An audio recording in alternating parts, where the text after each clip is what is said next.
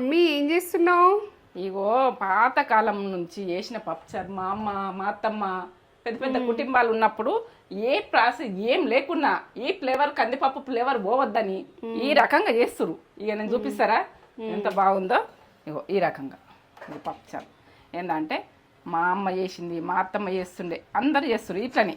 ఈ ఇంట్లో పెద్ద పెద్ద కుటుంబాలు ఉంటాయంటే పోసుకోవాలి తినాలి. ఒక్కసారి ఇంత వేసేసి గట్టి కూరలు చేస్తే ఏత్తురు, లేకుంటే వదిలేత్తురు.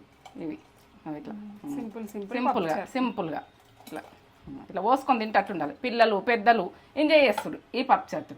కమ్మతనంలా ఇక దీంట్లో ఏముండదు, సింపుల్ ఇంట్లో ఉన్న వీటితోటి చేసేసుకొని అందరం తినుడు.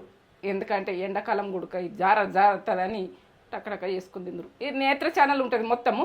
ఇది దీని ప్రాసెస్ పక్క చూడరు. పెద్దల నుంచి చేసిన పప్పుచారు ఇది. చాలా చాలా రోజుల కింద నుంచి చేసింది. ఇప్పుడు ఏవో అన్నీ మిక్స్ చేసి